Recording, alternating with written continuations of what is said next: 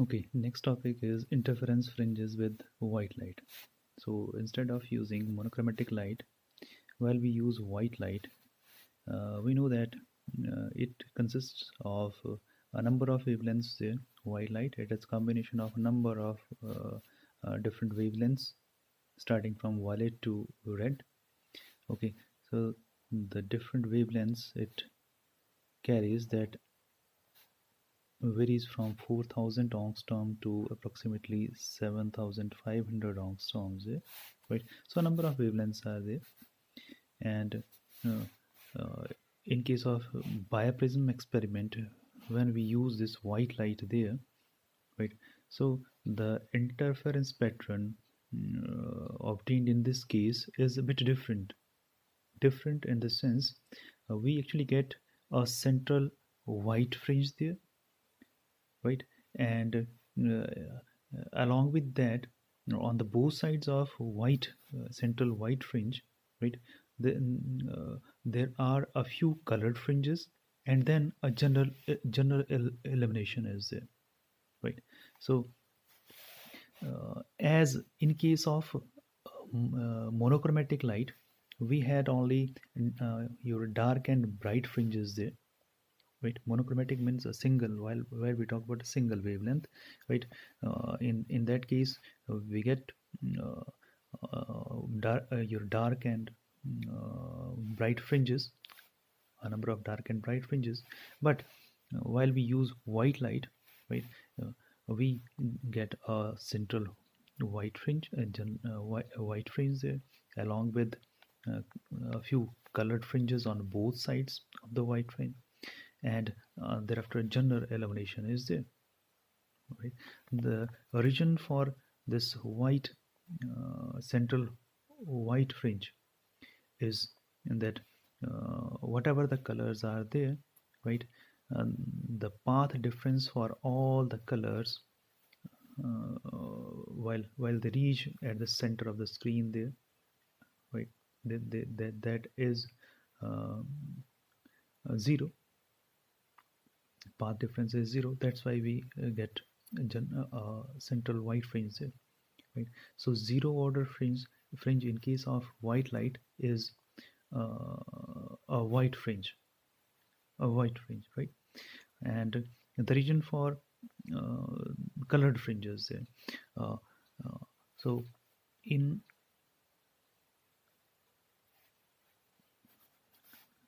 let this be your, if this represents your central white fringe, along with that you will get a dark fringe, and a number of fringes are there. Thereafter is general illumination, and the same pattern that will appear on the other side also. A general illumination will be there, right? So on the both side of this central white fringe, actually the path difference that decreases gradually, right?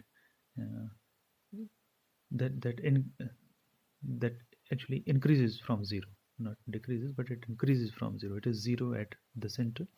Path difference between the different colors, light coming with different colors, that is zero here, and it increases gradually as we move on the both sides of the central fringe there, right? Now when it becomes half the wavelength of any component, half the wavelength, that means lambda by 2 for a particular component. By component here we mean uh, a particular color. Suppose the color with the minimum wavelength, smallest wavelength is violet. In white light, uh, that is the combination of your wave cure. 3 3 6 and 7 colors are there, starting from violet to red, right? So your violet color, that is having smallest wavelength, and red one is having largest wavelength. Okay, so uh, the particular component, suppose the component with violet color having smallest wavelength, right? When we get actually this mm,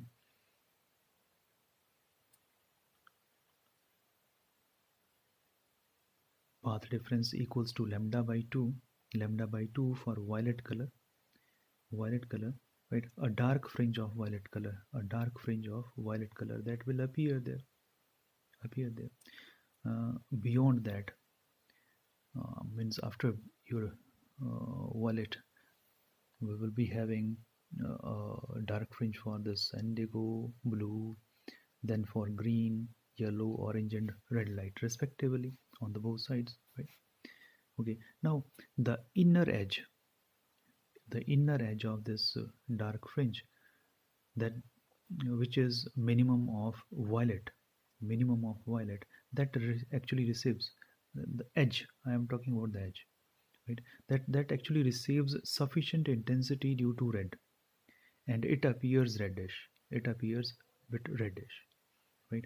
Whereas the outer one, the outer edge, that outer edge of this first dark fringe, that will actually have sufficient intensity due to violet. That's why it will appear bit uh, violet in color, violet in color, right? So in this way we will be having your colored fringes there, colored fringes on both the sides, both the sides of this central white fringe. Okay, now uh, okay, this and thereafter we get simple general elimination there, right? As we move away farther away from the central maxima, right? This path difference that becomes quite large, path difference between the region that becomes quite large, and these your maxima and minima, due to this large number of wavelengths, they overlap on each other, and that results in the general illumination there. Okay, now it's okay that in case of white light, this central white fringe is, it can be detected easily, that reason being it appears white. Okay, now how to locate this zero order fringe in case of monochromatic light, right?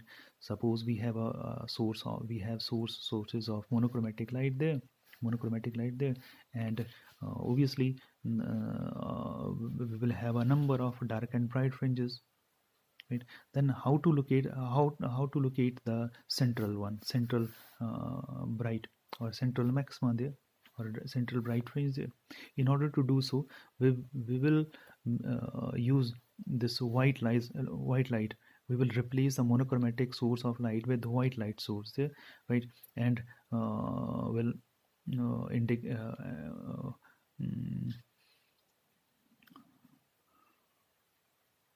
and will note down the position of this central white fringe. Now the source, that white source of white light, that is again replaced with the monochromatic light there, right? And the position of the white fringe as located in case of white light, the bright fringe that appears for monochromatic light there, that will be the central maximum for the monochromatic light there. Okay, now next is effect of increasing width of the slit. If we keep on increasing the width of the slit, that if we increase the d the distance, if we increase the distance between the two sources there, right? Okay, uh,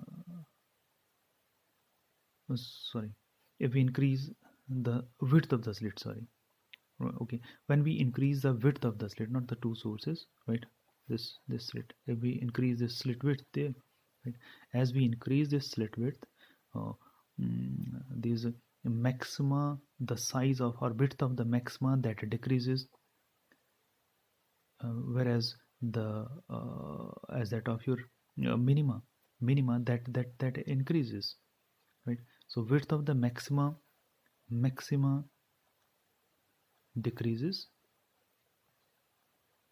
whereas minima increases. We are talking about width, right? When this slit width is increased, right, so this fringe width of maxima that decreases, whereas the fringe width of your minima that increases, right? In this way, as we keep on increasing the slit width, as we keep on increasing the slit width, right, right, this the contrast between your maxima and minima that also decreases at a particular point when this width of the slit that becomes equal to half the fringe width, right? The fringes, these dark and bright fringes, they will disappear, and we will get only uniform illumination there, right? So uh, increasing the slit width, that actually results in general illumination there, right? That results in decreased contrast, and in turn results in the uniform illumination there. So in order to observe fringes with good contrast, what we need to do, we need to keep the slit width less in comparison to the fringe width there, right? Okay. Now next is effect of increasing the angle of prism on fringes. Effect of increasing the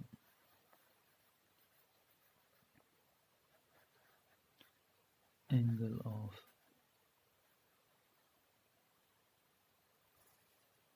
by a prism on fringes.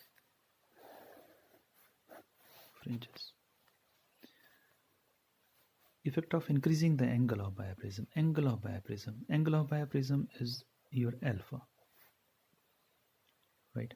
So how this change in the angle of bioprism that results in the uh, mm, in the change in the fringe width there, right? How that will affect the fringes there. This angle alpha is generally less than 1 degrees. This, I'm talking about this particular angle alpha there, right? If you remember, this particular angle was 179 degrees, right? And this alpha, that should be less than 1 degrees there, in order to get a good interference pattern there. Okay, now we just do one thing.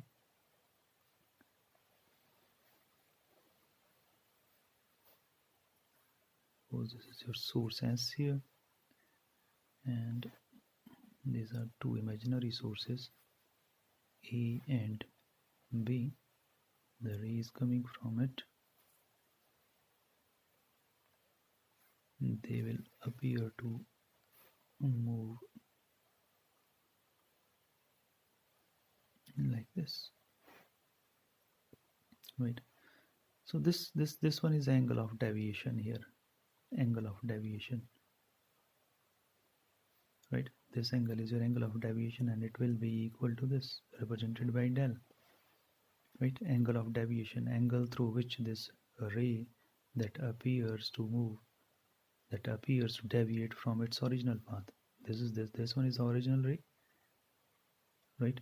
And it must have moved in this particular direction in the absence of the bioprism, right? Now this deviation from the original path, right, that is represented by del, and it is given by del equals to mu. Mu is the refractive index of the material of the prism, and alpha is this angle of prism by prism here, right? So this deviation produced in this case, that is given by this particular formula. Okay, now if A is the distance between your slit and the prism, right, and let D be the distance between these two sources. Okay, now I can make this particular triangle here. This one is S, this one is A. This particular angle is your, sorry, this particular angle is your del. Now this complete length is D, so from S to A it will be D by 2. D by 2, so tan of del,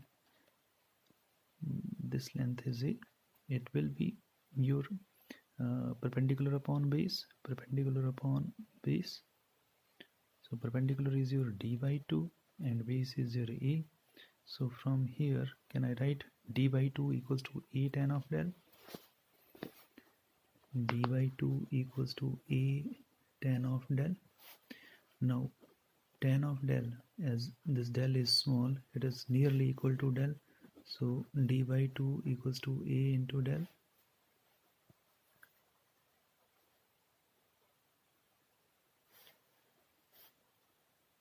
A into del, right? Or sorry, A into del, or D equals to 2A into del there. Now substitute for the value of del from this equation. Let this be 1.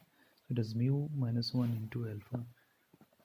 2A mu minus 1 into alpha there. So you can see here this D is directly proportional to alpha. If I increase alpha, it will increase this width D. This is separation between the two sources. It will increase this, right? We know that when D is increased, that actually it is related to fringe width as beta equals to lambda capital D by small d, right? So if D is increased, that will result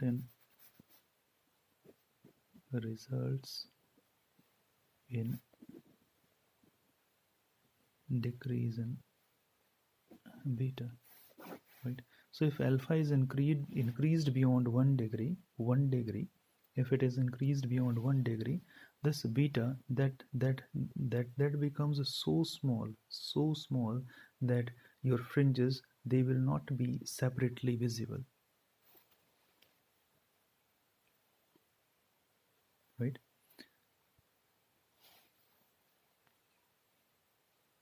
Okay, so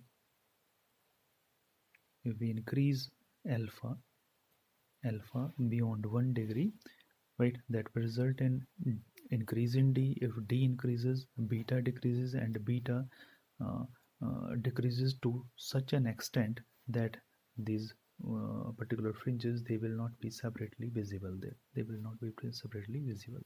Okay. Next particular topic is determination of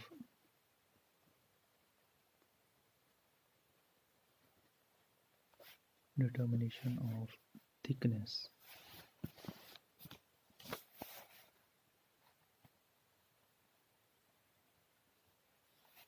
Thickness of a thin transparent sheet.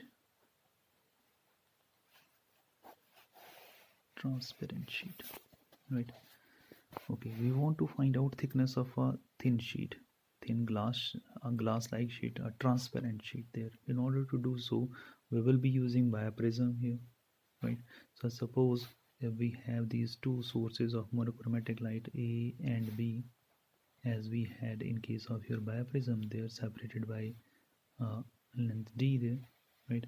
We know that in absence of any sheet there, in absence of any obstacle there, right, the light coming from A and B, they will reach at the center of the screen at some certain point C there, right, and the path difference between these AC and BC is 0. AC minus BC or BC minus AC is 0, right? So path difference is 0, means we will get a central maxima there. But now if we insert, when a transparent sheet of thickness T is placed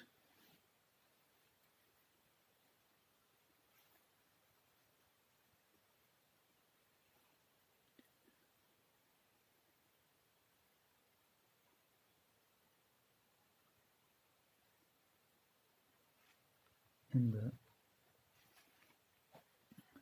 path of ray from source A. Now A, B, they are as such. This was the center of the screen. Now we place a sheet there, right? Now this is central maxima that will get displaced. Reason being, now the path traveled through this, due to the path traveled through this transparent sheet, that will be different. Now AC is not equal to BC, but although uh, this central maxima that gets displaced to another point at a distance x from C, where this ray that actually travels through this sheet, and the ray from the ear BP, right? The path that will be equal now. Right? Right? If mu is the refractive index, refractive index of sheet, this transparent sheet, right? Now the path traveled, now the path or optical path from A to P through plate and B to P in here are equal. Now path A to P through sheet or plate and BP in here are equal. They are equal, right? If they are equal, then obviously can I write it as the optical path AP, that will be now given as, now the distance traveled within the ear, that will be from A to this particular surface of the sheet, and from this other surface of the sheet to the point P. If T is the thickness of this sheet, then it can be written as AP minus T in air, right? And plus, now within its refractive index is 1. Okay, now refractive index of the glass, but the particular sheet is mu, right, multiplied by its thickness T. So this will give you the within sheet, in sheet of thickness T, right, mu into T. Okay, now since the point P that is now central maxima, the central maxima is now shifted to P. Okay, so these optical paths, they should be equal. So BP is equal to AP. BP is equal to AP now, right? So for the central bright fringe to be formed at P, this BP, that should be equal to AP. AP is AP minus T plus mu into T there. This is your BP, or BP, take this AP to the left hand side. Can I write it as mu, since we have having T there, T can be taken common, mu minus 1 into T there, right? Now as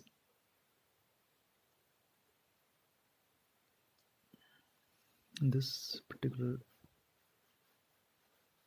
difference is your path difference, it is your path difference. Now path difference between the rays coming from, this is BP, coming from B, source B to P, and the traveling from B to P, and the ray traveling from A to P, right? Now this path difference for central fringe,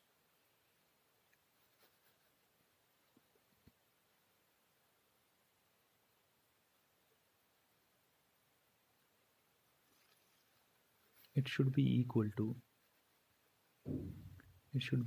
mu minus 1 into T. That should be equal to x. X is the distance CP multiplied by D divided by capital D there, capital T there. From here you can find out this thickness T. That will come out to be now x D divided by capital D mu minus 1 there, mu minus 1 there. Okay, so this is how we can calculate thickness of the particular sheet of the film by introducing it between the ray that is coming from one of the source there, right, and by using this particular formula. Okay, so I think this much is sufficient. I just stop this particular topic here. Okay.